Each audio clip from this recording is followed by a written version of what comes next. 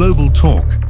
எமது அன்பார்ந்த குளோபல் நேயர்களுக்கு ஏக இறைவனின் சாந்தியும் சமாதானமும் உண்டாவதாக. கடந்து சென்ற மணித்தியாலங்களுக்குள்ள உலகத்தில் நடந்து வரும் முக்கியமான சம்பவங்களை பார்க்க போகின்றோம். இந்த வகையிலே மத்திய கிழக்கில் உள்ள ஒரு கொடூரமான செய்தி ஒன்று, இரவு வேலைகளில் தயவு செய்து மத்திய கிழக்கில் குறிப்பாக சவுதி அரேபியா போன்ற நாடுகளில் வேலை செய்யும் பணிப்பெண்கள் தனியாக செல்வதை தவிர்த்து கொள்ளுங்கள் என்று ஒருவர் மத்திய கிழக்கிலிருந்து செய்தி ஒன்றை பதிவிட்டுள்ளார். அதாவது இரவு வேலைகளில் பணிப்பெண்களாக இந்த அரபு நாடுகளில் வேலை செய்யக்கூடிய பெண்களை சில அரபிகள் கடத்தி சென்று பாலைவனங்களில் வல்லுணர்வு செய்து பாலைவனத்தின் நடுவே அவர்களை வெட்டிவிட்டு வருவதாகவும் சிலர் அங்கே கொலை செய்யப்பட்ட சம்பவங்களும் பதிவாகியதாக ஒரு கொடூரமான செய்தியை பார்க்க கிடைக்கின்றது. சகோதரர்களே, சமீப காலமாக இந்த பெண்களின் ஆடைகள் மற்றும் இந்த அரபிய மணல்வெளிகளில் சில எலும்புக்கூடுகள் எல்லாம் கண்டெடுக்கப்பட்டுள்ளதாக இங்கே தகவல்கள் குறிப்பிடப்படுகிறது. குறிப்பாக சில இடங்களில் வேலை செய்கிற பெண்கள் திடீரென காணாமல் போய்விடுவதாகவும் அங்கே போலீசாருக்கு கம்ப்ளைண்ட் செய்யப்படுகிறதாம். பாஸ்போர்ட்டை திருடி கொண்டு வேறொரு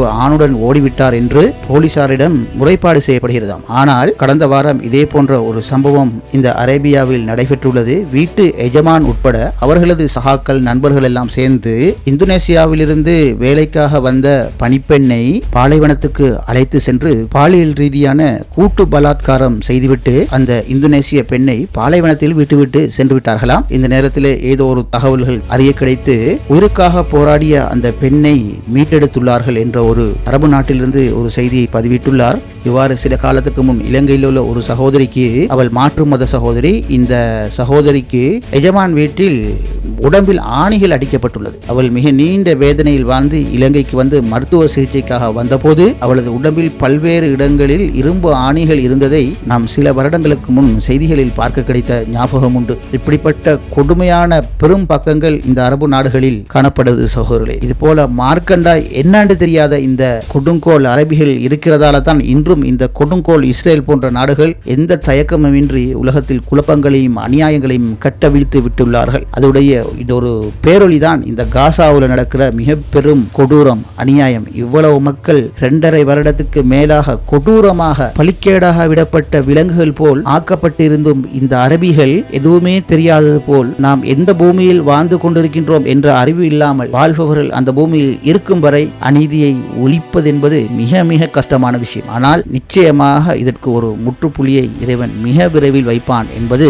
நமது நம்பிக்கை. அதேவேளை 3க்கு 1 என்ற அடிப்படையில் அரபு நாடுகளில் பயபக்தி மிக்க நேர்மையான மக்கள் இன்னும் வாழ்ந்து கொண்டு தான் இருக்கின்றார்கள் என்பதில் மாற்று கருத்து கிடையாது. இப்படி இருக்கும்போது இன்னொரு செய்தி, அதாவது கத்தாரில் டெலிவரி பாயாக வேலை செய்த ஒருவர் டிக்டாக்ல அவர் ஒரு பொழுதுபோக்கு மாதிரி குர்ஆன்களை ஓதுவது வழமையாக இருந்துள்ளது. அவர் ஓதும் அந்த ராகத்தை பார்த்து சமூக வலைத்தளங்கள்ல அந்த வீடியோ வைரலாக மாறி இருக்கின்றது. இதனை தான் வேலை செய்யும் கம்பெனியுடைய ஃபவுண்டர் பார்வையிட்டு எக்ஸ் தளத்தில் அதனை ஷேர் செய்துள்ளார். பின்னர் அந்த நபரை லுசைல் என்னும் நகரத்தில் திறக்கப்பட உள்ள ஒரு புதிய பள்ளி வாசலுக்கு இமாமாக நியமிக்கப் போகின்றேன் என்று குறிப்பிட்டுள்ளார். இந்த அறிவிப்பு பலரையும் நெகிழ்ச்சிக்கு ஆழ்த்தியுள்ளது. என்று சொன்னா, கத்தாரில் ஒரு பள்ளிவாசல் இமாமுக்கு வழங்கப்படும் மரியாதையும் சலுகையும் ஏனைய நாடுகளில் தொழில் புரியும் உயர்கல்வி பெற்ற தொழிலுக்கு வழங்கப்படும் சலுகையை விட கத்தாரில் இமாம்களுக்கு கிடைக்கும் சலுகைகள் மிக உயர்வானதாக குறிப்பிடப்படுகின்றது. அடுத்த செய்தி என்னென்று சொன்னால், பல்வேறு எதிர்ப்புகள், அட்டூழியம், அநியாயங்கள் பகிரங்கமாக உலக அரங்கில் வெளிப்பட்டிருக்கிற நிலையில் இஸ்ரேலுக்கு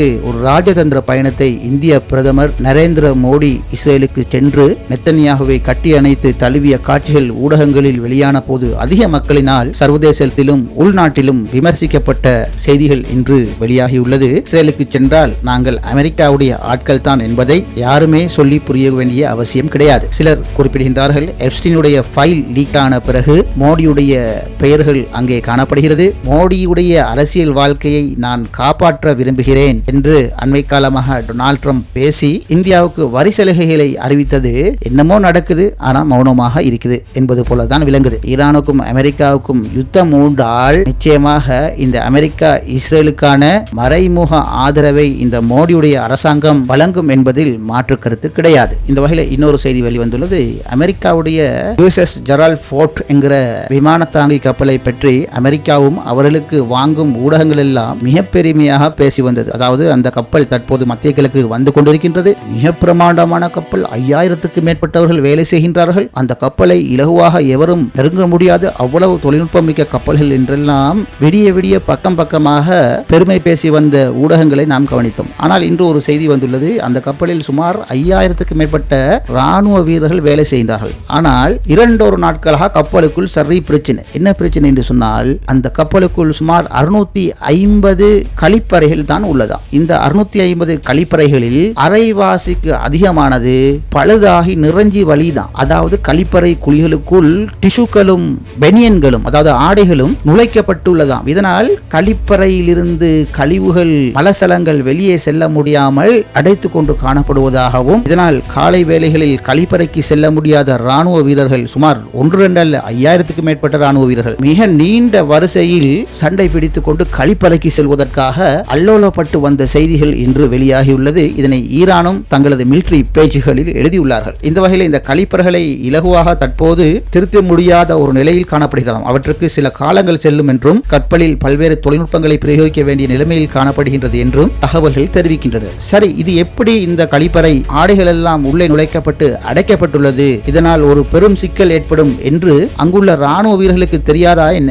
உண்மையிலேயே அவர்களுக்கு தெரியுமாம். அதாவது இந்த கப்பலில் வேலை செய்யக்கூடியவர்கள் நாங்கள் உடனடியாக வீட்டுக்கு திரும்பி விடுவோம் என்று தான் வருவார்களாம். ஆனால் வருட கணக்கில் அந்த கப்பலுக்குள்ளே வாழ்வார்களாம். இவ்வாறு வாழும் போது எப்படியாவது அங்கிருந்து வெளியேற வேண்டும் என்று கப்பலுக்குள்ளேயே பல பிரச்சனைகள் எழுந்துள்ளதாகவும், அதனை அமெரிக்க ராணுவம் மூடி மறைத்து அந்த கப்பலை நிர்வாகம் செய்து வருவதாகவும் தெரிவிக்கப்படுகிறது. ஆனால் அந்த கப்பலில் வேலை செய்யும் பல ராணுவத்தினர் அதிருப்திக்கு உள்ளான நிலையில் தான் காணப்படுகின்றார்களாம். ஆகவே இவர்கள் அதிருப்தி அடைந்த போது இவ்வாறான சில வேலைகளை கப்பலுக்குள் செய்வதால் கப்பலுக்குள் சிக்கல் ஏற்பட்டுவிட்டது. எனவே அவர்களை கப்பலில் இருந்து அவசரமாக வெளியேற்ற வேண்டும் என்றால் இந்த சூழ்நிலையில் யுத்தத்துக்காக வந்திருக்கின்ற இந்த படைகளை எவ்வாறு கப்பலை விட்டு வெளியேற்றுவது, மலசல கூடத்தை கவனிப்பதா, பிரச்சனைகளை பார்ப்பதா, யுத்தம் செய்வதா என்ற பல பிரச்சனைகளோடு தான் இந்த கப்பலில் உள்ளவர்கள் அதாவது ராணுவத்தினர் காணப்படுவதாக தகவல்கள் தெரிவிக்கின்றது. அடுத்தது சகோதரர்களே, இன்று டொனால்ட் ட்ரம்புடைய ஒரு முக்கியமான கூட்டம் அமெரிக்காவில் நடைபெற்றது. அந்த கூட்டம் நடத்துவதன் நோக்கம் என்னென்று சொன்னால், தான் ஆட்சிக்கு 2 வருடம் பூர்த்தியாகிவிட்டது என்ற ஒன்றுக்காக தனது கட்சியை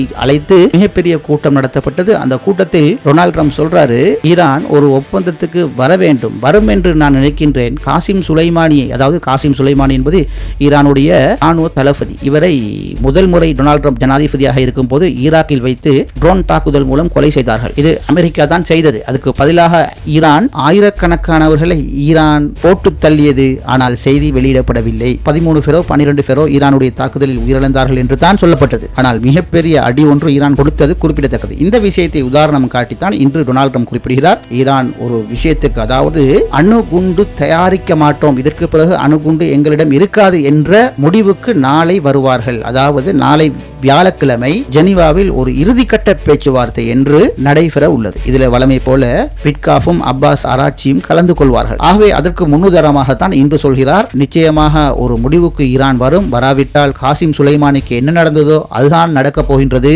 என்று அவர் குறிப்பிட்ட செய்தி இன்று அதிக ஊடகங்களில் வந்தது. நாளை காலை தான் ஈரானுக்கும் அமெரிக்காவுக்கும் இடையிலான பேச்சுவார்த்தை உள்ளது. இந்த பேச்சுவார்த்தைக்கு பிறகு இன்னொரு பேச்சுவார்த்தை நடக்க வேண்டும் என்றால் அமெரிக்காவுடைய ஒரு நிபந்தனை உள்ளது. ஈரான் முற்றுமுழுதாக 0 அளவு அணு ஆயுதத்தை கைவிடுகின்றோம் என்ற ஒரு முடிவினை கொடுக்க வேண்டும். அது மாத்திரமில்லாமல் தங்களிடம் இருக்கின்ற செறிவூட்டப்பட்ட யுரேனியங்கள் எல்லாம் அமெரிக்காவுக்கு அல்லது ஐஏஇக்கு கொடுக்க வேண்டும் என்பதுதான் இந்த அமெரிக்காவுடைய நிபந்தனையாக உள்ளது. ஆனால் இன்று ஈரானுடைய பாராளுமன்ற தலைவர் முகமதி என்பவர் என்ன குறிப்பிட்டார் தெரியுமா? நாளை வியாழக்கிழமை ஜெனீவாவில் நடக்க இருக்கின்ற பேச்சுவார்த்தைக்கு முன் ஒரு விஷயத்தை தெளிவாக புரிந்து கொள்ள வேண்டும். எவ்வளவு அழுத்தம் தந்தாலும் ஈரான் போட்டுள்ள கணக்குகளை ஒருபோதும் மாற்றாது அப்படின்னு சொல்லி இந்த ஈரானுடைய பாராளுமன்ற தலைவர் முகமதி இன்று ஊடகங்களுக்கு வெளியிட்ட செய்தி அதிக அரபு ஊடகங்களில் பேசப்பட்டது. அதாவது, நாங்க ஏவுகணை தொழில்நுட்பம், அடுத்தது அணு சம்பந்தமான நடவடிக்கைகள், இதிலிருந்து ஒருபோதும் நாங்க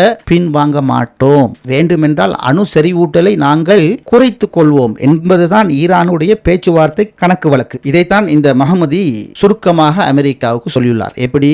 ஈரானுடைய கணக்கு ஒருபோதும் மாறாது, நாங்க தான் அப்படிங்கிறது தான் ஈரானுடைய இன்று வரையும் திடமான கொள்கை. நேற்று ஈரானுடைய ஆன்மீக தலைவர் கொமைனி அறிவித்திருந்தார். 24 மணித்தியாலம் மாத்திரம் போதும், நாங்கள் அணுகுண்டை உருவாக்கி விடுவோம் என்று அவர் குறிப்பிட்ட செய்தி அதிகமாக பேசப்பட்டது. அதாவது எல்லாம் தயார் நிலையில் தான் இருக்கின்றது, பூட்டுறது மாத்திரம், அதாவது கனெக்ஷன் கொடுக்கிறது மாத்திரம் தான் உள்ளது. இந்த வகையிலே நான் நேற்றும் சொல்லியிருந்தேன், ஈரான் தற்போது ரகசியமாக இந்த அணு ஆயுதத்தை பொருத்துவதற்கான அனுமதியை கொமைனியே வழங்க வேண்டும். இந்த வகையில் இந்த சூழ்நிலையை கருத்தில் கொண்டு கொமைனி அதற்கு பச்சை கொடியை ரகசியமாக காட்டிவிட்டதாக ஒரு செய்திகள் கிடைக்கின்றது. எது எப்படி இருப்பினும் நாளை ஈரான், அமெரிக்கா, இஸ்ரேல் இந்த பதட்டங்களுக்கான ஒரு வெளிப்படையான ஒரு முடிவு கிடைக்கலாம் என்று நினைக்கின்றோம். ஒன்று யுத்தம் அல்லது அமைதி.